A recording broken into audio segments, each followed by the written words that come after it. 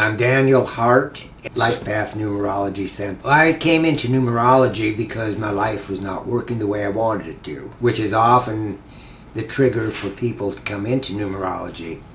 And I was at that point, I had left my law practice, I'd left the church, I was divorced. Things just fell apart. And so I was selling hearing aids. And my manager was into numerology, and when things were slow, we'd sit and do the numbers. It answered so many of my questions. I said, I've got to learn this. So I really got down and dug to become an expert at it. 30 years ago, and I'm still learning. I reached a low point in my life. From the start, because it answered so many questions. I determined I was going to know it. And I could not find any training for it. I had to learn it on my own, from the books, and really work at it. I was in high school in Lake County, Indiana, and a very small school. And sometimes it's an advantage, sometimes a disadvantage to be from such a small school. There were 85 in our senior class. And that helped me to become valedictorian, I think. But I went to DePaul University from a BA as a pre-law student, and then went into law school in Indianapolis, IU. And before I left DePaul, before I was graduated, I was offered a teaching contract at DePaul. I needed to go to grad school and come back and teach. And I turned that down in favor of law school. So as a result, I practiced instead, and practiced for several years. And then when everything fell apart, I left my office, closed it. I had been also a deputy prosecutor. I was on the board of the SBA Advisory Council. Several good things happened in my practice, but I saw some trends I didn't like. And when everything fell apart, I went into sales because it had the things I liked about the practice and eliminated some of the negatives. Well, some of the negatives were that there was a lot of politics involved, I even had one fellow attorney told me, well, Dan, if you're going to practice in the area of eminent domain, you got to put some money under the table. I said, no, I don't have to. And I didn't, but I still won my case. That told me that there was more behind the scenes than I wanted to deal with. So I'm glad I'm out of practice. When did you start this business? We established Life Path Numerology Center in 1996. I had been in practice for several years prior to that, but we actually established the organization then. So it's been almost 30 years now.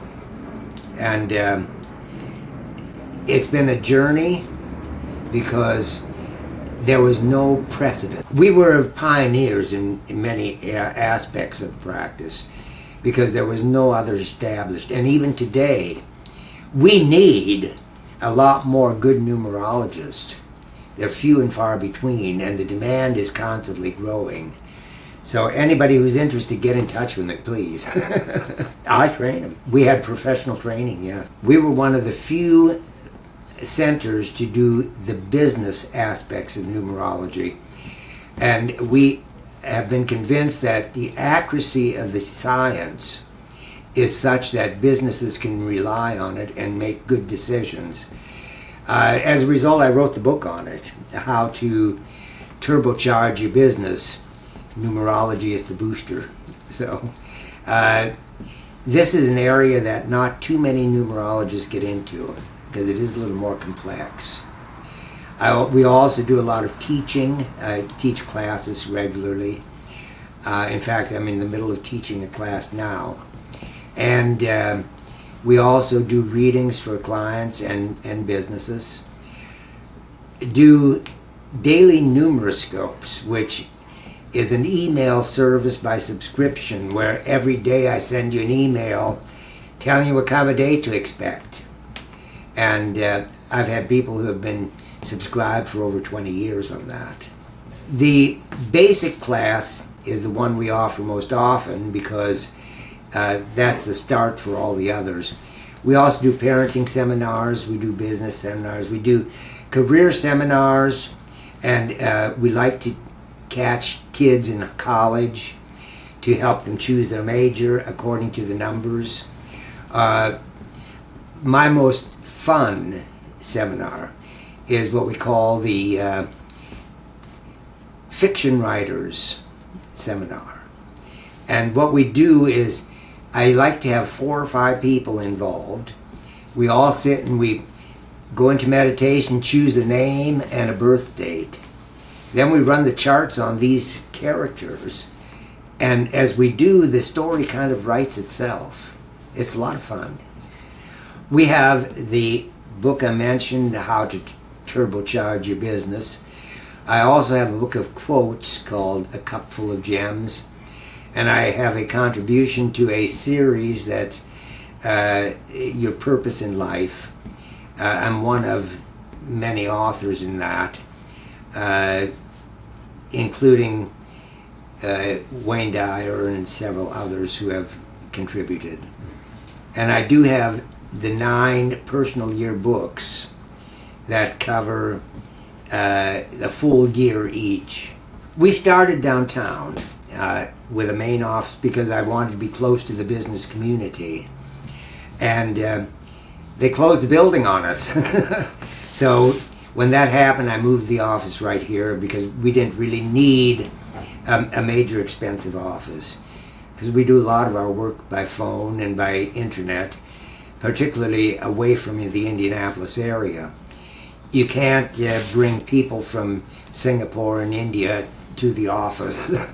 So actually we do, I would say, about 50 to 70% of our work remotely. Okay. Most of our business is by referral.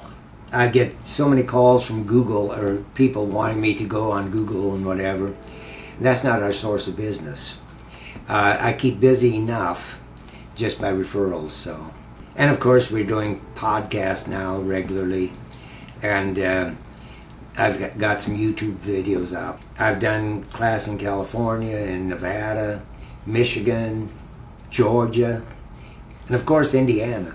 I had a show called Numerology Plus, and it was a radio show that was an hour long. Mm-hmm. And sometimes we had guests, sometimes I just talked. And I can do that for an hour. But it was an informative and also a means of reaching people. So yes, it was very effective. But right now I do 4 festivals a year. All of them are in Kentucky, either Elizabethtown or Louisville. And there are 2-day fairs, the weekend fair, and we draw people to the fairs and do readings. So I'm going to do several readings each day while I'm there. And it's a means of expanding my reach. Plus, it's a lot of fun. Tim and I consider it a mini vacation because we get out of town.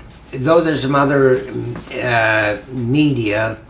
The Color of Love America was a show by Ari Fleischer. He's an astrologer. And I had a 10-minute segment with him. Weekly show on University of Masters. That was out of California. It took several different disciplines and gave us each a show. So we were able to go into some depth. Technology has changed a lot of our approach to things, and I'm still struggling somewhat with the technology. I want to do an online class, and the only thing holding me back is the technology. We do a lot more remote situations. I do some Zoom type calls and that kind of technology, but it's not something I grew up with, and so it's always a struggle. I've set up my own websites and that kind of thing, because whenever I've hired somebody to do it, it's hard to explain to somebody else what I want, and I don't get it. So I find doing it myself is more efficient. We have some ethical concerns in the practice. It's a professional practice, just as law or medicine. And so we have the confidentiality requirements. We don't disclose without permission the client's information. It's very important that we be careful about how we advise the client. For example, I will not tell a client, you're going to die at this point. That is not my job. I do not tell a client or a couple that you should or should not get married. That's their choice, not mine. I will tell them what to expect and how the numbers are going to affect their relationship. We do it just by being careful, frankly, and understanding the responsibility that we have as a professional. Those are the things that carry us over any problems that there might be. And I will say that in 30 years, we have not had any ethical challenges. What sets us apart from other businesses is the absolute certainty that the numbers give us. We can rely on the answers that we get from the numbers. For example, I've had people who have absolutely turned white to think that I could know so much about them from so little data. And it's also a situation where the concerns that people have, they can come to us in confidence knowing we're not going to share those concerns with other people.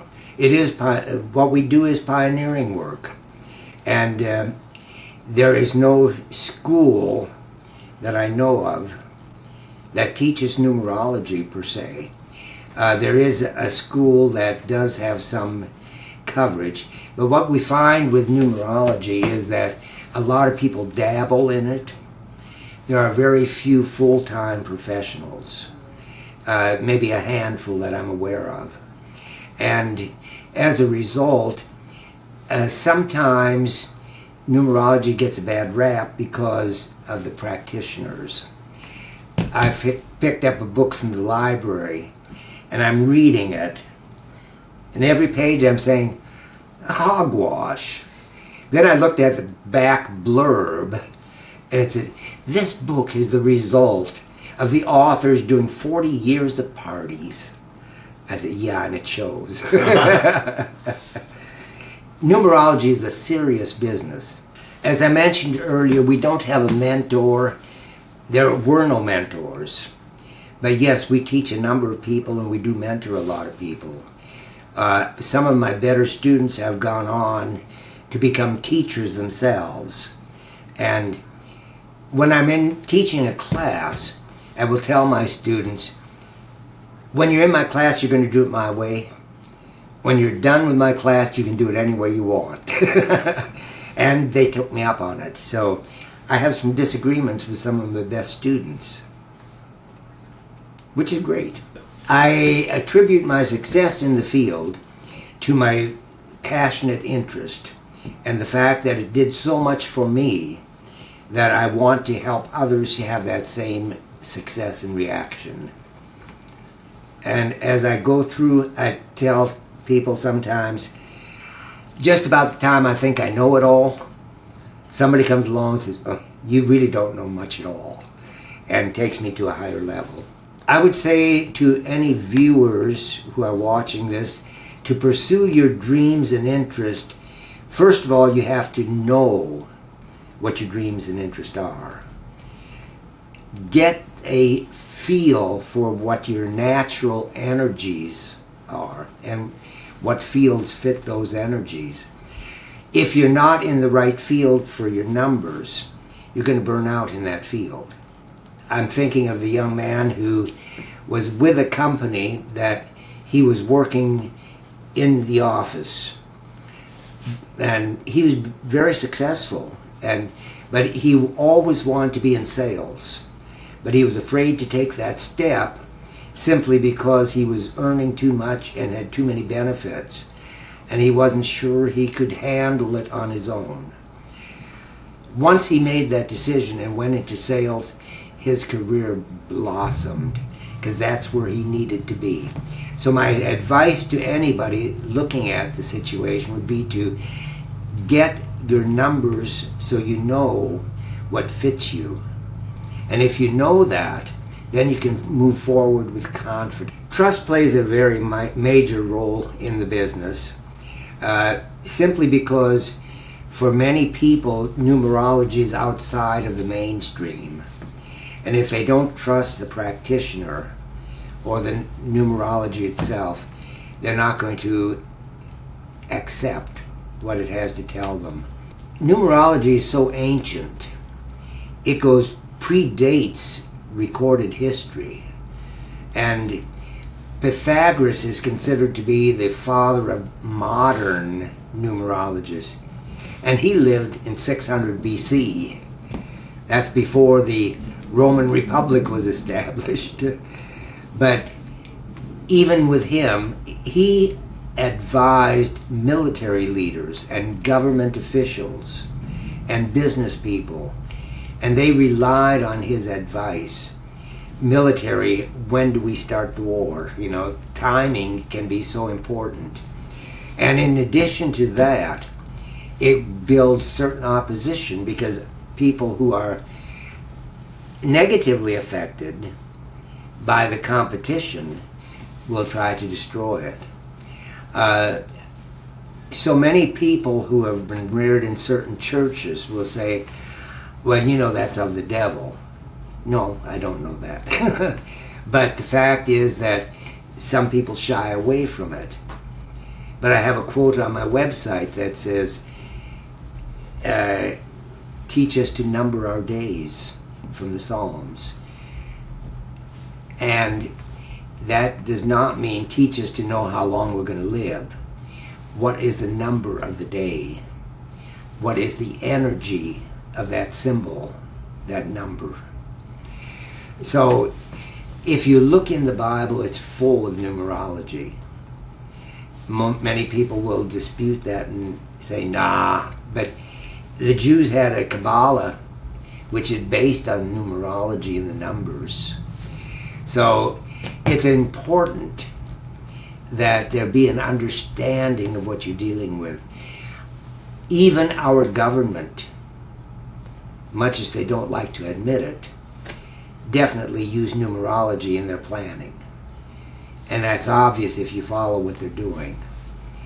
You know, Nancy Reagan took such flack for consulting an astrologer when they were in the White House. And that's why they keep it kind of quiet, because they're not sure how other people are going to receive it. But we're making it more mainstream. That's part of our pioneering process, to make it knowledgeable enough to enough people that it can be acceptable. Numerology is a metaphysical science, which means that it deals with energies and vibrations. And of course, everything is vibration. Even your physical being is vibratory. And our health and everything involved goes by vibration. So numerology tells you what vibrations you're tuned to. It's like a radio. You know, if you're not on the proper channel, the proper frequency, you can get static. And the same is true in your life. If you're not on the proper frequencies that your life is tuned to, you're going to get static. So it's very important that you understand what your life is all about. I refer to numerology as the life manual that you always wished you had. Because it's my belief that before you came into this lifetime, you worked with your mentors and guides on the other side and planned your life. Your name and your birth date is a code that encapsulates that plan. I have with me today Lisa Hayes, who's been a client and a friend for a long time.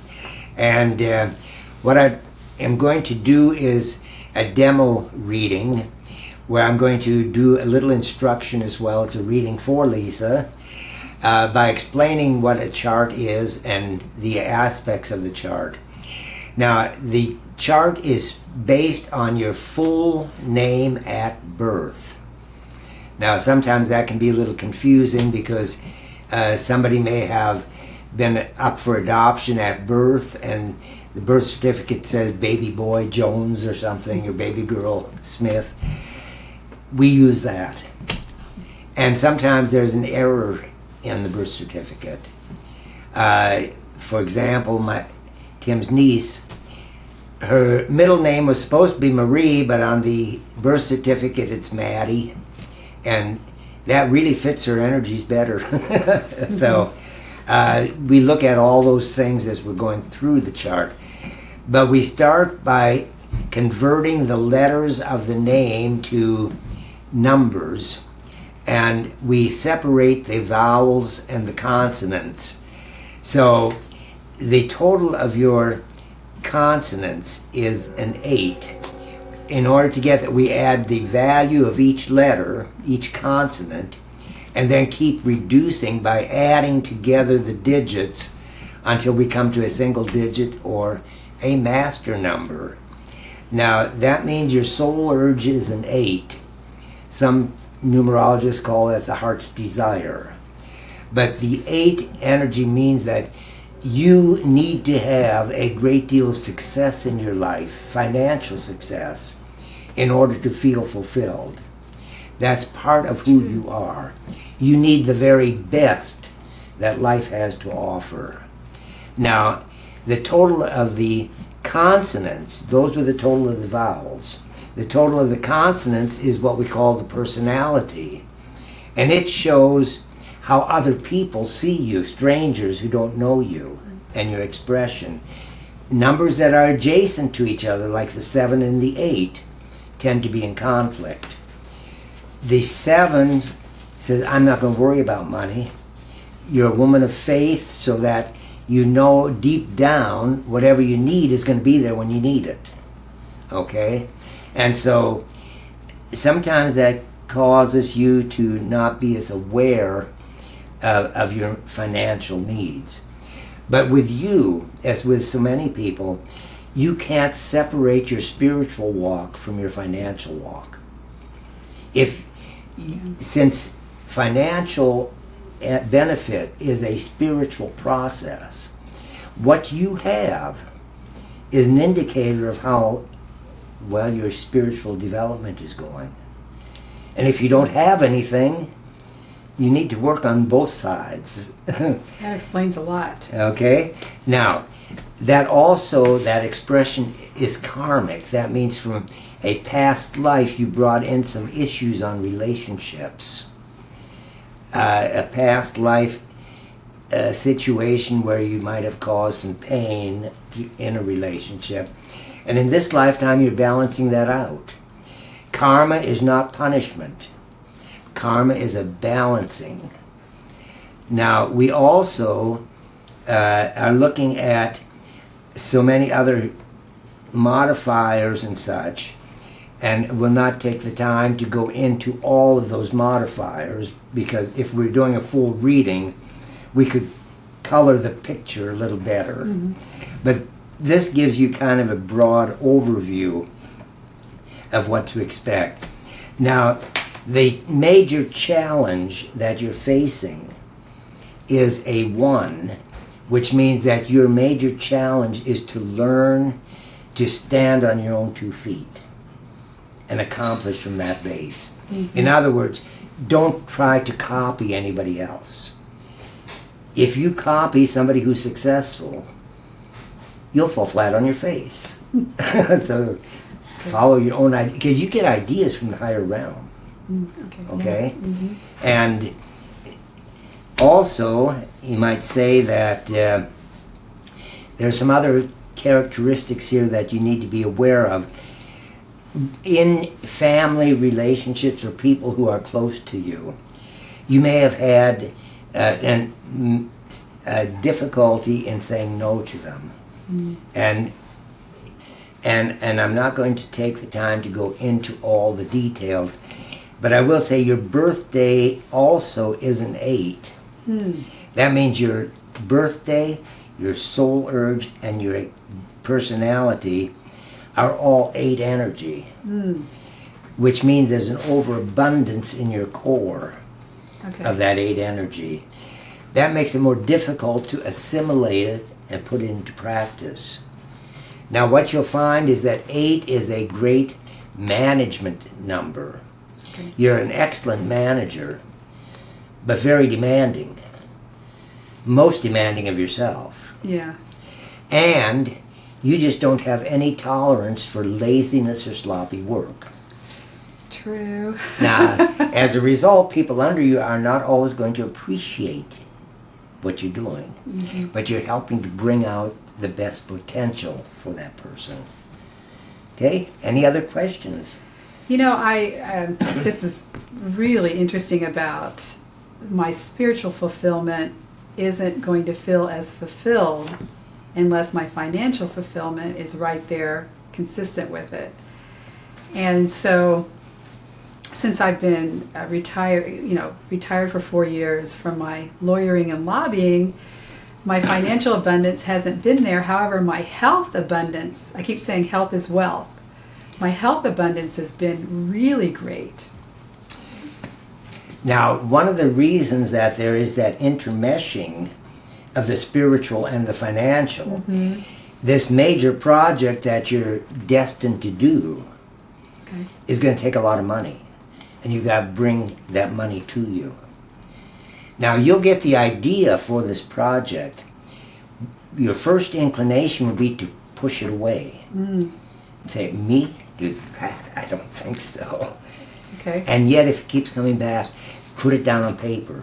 Okay. Determine how many people are going to be involved, what kind of people, how much money is it going to take. Right. And as you do that, you become a magnet to draw to you what's needed. You don't have to do it all yourself. I like that. But you're the core, you're the glue that keeps it together. I like that. I have to have the energy for it. And so many people that are retiring, they just think, okay, now I'm supposed to just lay back. And this is the time of my life where I really need to go out there and start something new. So the health is important, right? The energy. Absolutely. And you're coming into a time of your life when communication is coming to the forefront. Okay.